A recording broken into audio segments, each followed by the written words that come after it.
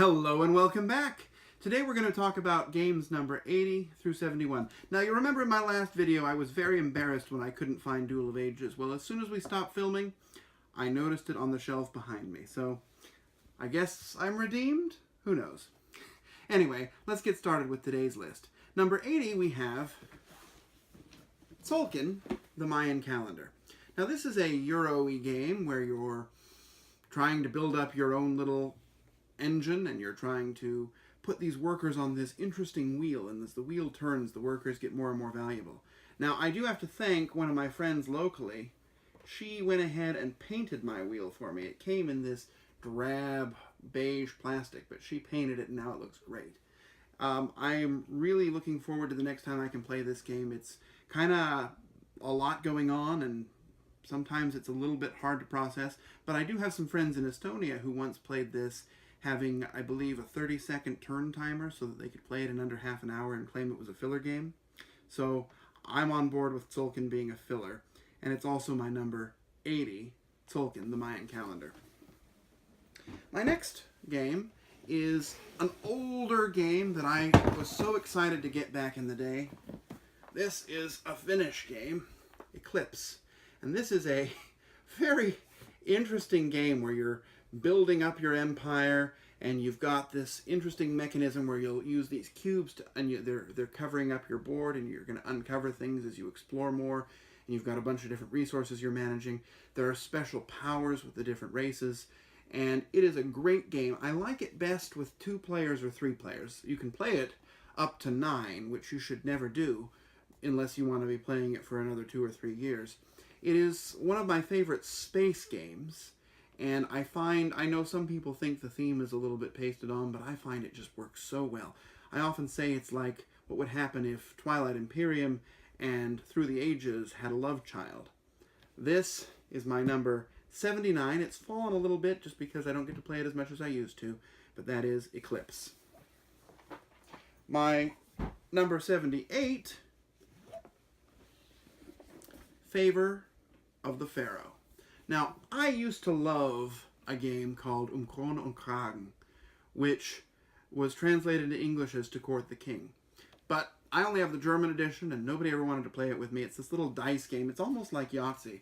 You're rolling the dice, and you're trying to gain these different special powers until you can finally make a straight of, I believe, 7 dice of the same number. And that starts the end of the game. You'll claim the power of the Pharaoh in this version. This is the reprint. It is better than the original. In fact, it blows the original completely away. It adds a bunch of different special powers you can go through so that each game is going to be different. It comes with a useful box insert, which was just, amazing by itself. It's fast, it's light, and it's tons of fun. Lots of good dice rolling. My number 78, Favor of the Pharaoh. Next up, we have a game that I love. Sometimes I think I am the only person that loves this game. This is, I've referred to as the greatest game I never play.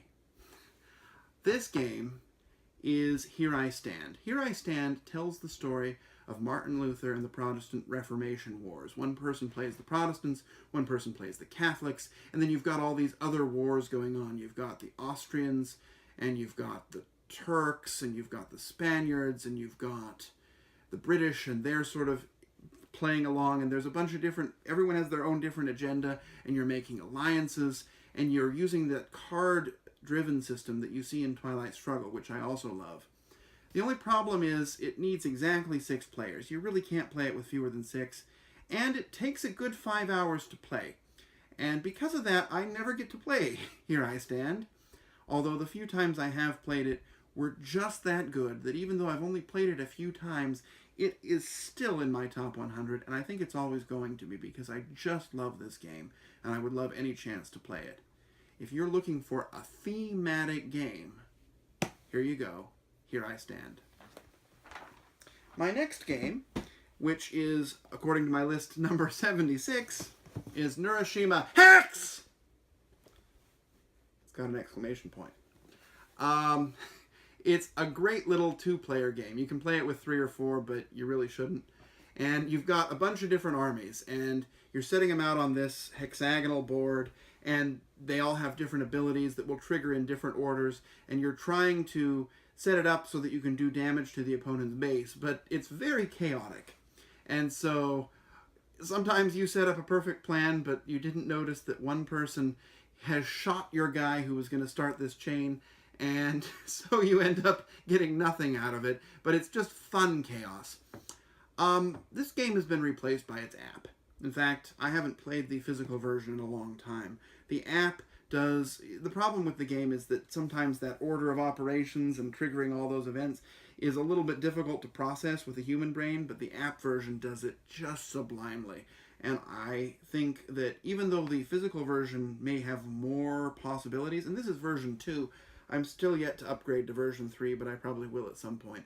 Neuroshima Hex is a great game, and the different armies feel so different. I wish I could play this game right now. This is my number 76, Neuroshima Hex!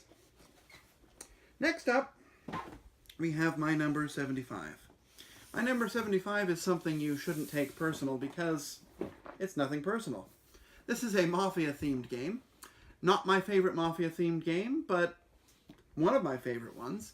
And you've got a bunch of different gangsters, and you're trying to bribe and negotiate your way up to the top. And you sometimes have to kill the other gangsters, or you make a move and try and take their place, and you're negotiating and bargaining. The game may be a little bit long. I usually play with around less than the recommended number. But it works well with a group of people who really want to get into it and just bribe each other with everything. And negotiate and make deals and then smile, break the deal, and say, it's nothing personal. And that is my number 75. My number 74 is yet another Euro game. A game that some people have referred to as Spreadsheet the Game. This is Terra Mystica. Terra Mystica is a fantastic game. You've got different fantasy races, and even though they don't feel all that fantasy, they've all got their special abilities, and you're sort of colonizing this terrain, and you're trying to expand yourself and make the most of your resources, and you're building this engine, and the more you build, the better you get, but sometimes when you want to build something bigger, you've got to demolish something smaller, which kind of resets your engine, and it's not particularly fast. It's kind of heavy, and again, best with fewer players, I think. Maybe 3 is probably the ideal number. But it's a lot of fun to play, and they've got this interesting magic system where you're moving these discs through this bowl, and they sort of charge up, and then you sort of let it go and do something amazing.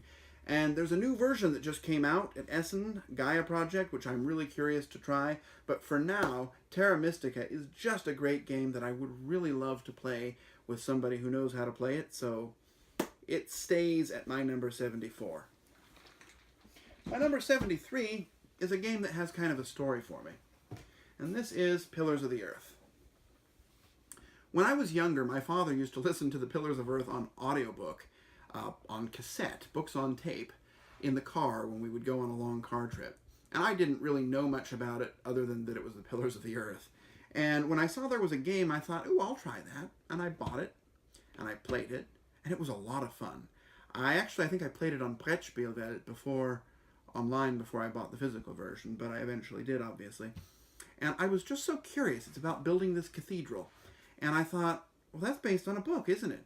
And so I bought the book. And I read the book. And I loved the book. Okay, it's definitely not for kids. There's a lot of gross sex scenes in it. But it is an interesting story of intrigue and all this effort that goes into building this cathedral. And the game really takes that theme and makes it into a great game. The theme really comes through. You've got this cathedral that you're actually building on the board out of wooden blocks, and it's really just a game timer, but it kind of adds this extra layer of, ooh, look at how this thing's growing, and you're managing your resources, and there's this really interesting mechanism where you've got these people, you're pulling them out of the bag, and you want them to come out a little bit later because then you have to pay less for them, but if you come out earlier, then you pay more, but you get first choice of the different actions. It's worker placement at probably its best. And the artwork is great. The board has all these little hidden Easter eggs on it. It's just a lot of fun, and it makes you read it and you think, oh, these are the characters from the book. I know who that is. I remember what he did, and I just love Ken Follett's Pillars of the Earth. That is my number 73. My number 72 is another game that I don't play as much as I used to, and that is Race for the Galaxy. When I discovered this game, I thought it was the greatest thing ever created. It was fantastic. You've got this engine and you're building it up and you're building this tableau on the table and you're trying to fire it off and make the most points possible. Then I realized something about it. I remember when I learned it, I was like, geez, there's a lot of symbols in this game. And then I tried to teach it to somebody else, and they were like, geez, what do all these symbols mean? You pretty much have to have a cryptography degree to play this game, which is why I don't play it as much as I used to, although the app version kind of takes that away because they decided to replace the symbols with words. I know, shocking. That just makes it a little more accessible. That's why I don't play it as much as I used to, but as a two-player game, Race for the Galaxy is fantastic. It's fast with somebody who knows how to play it, but it's not a game I look forward to teaching. And that's why it's a little lower on my list than maybe it deserves to be, which is number 72. And my number 71, I'm going to have our cameraman pan just a little bit. Our number 71 is right here, and it's under all these big, heavy games, so I didn't want to get it out. And that is Codex. You can turn back to me now. Thank you. Codex is sort of one of those mage versus mage games, and it kind of combines maybe a Summoner Wars style game with a Mage Wars style game. You've got this book full of all these upgrades, and you're building it up, and you're making your deck just what you want it to be, and you're building it and you're throwing it off. It comes with 6 factions that are vastly different colors, and they all do different things, and each faction has 3 different mages in it, for lack of a better word. And it's just really clever deck building, and I've played it, and then people have said, oh, let's play it again. Only problem with it, well, first of all, the box is huge. Secondly, it is so expensive. I mean, my goodness, this guy charges way too much for this game, but it's independently published, so I guess he can, and for me it was worth it, because I've really gotten a lot of good play out of the game. That is my number 71, Codex.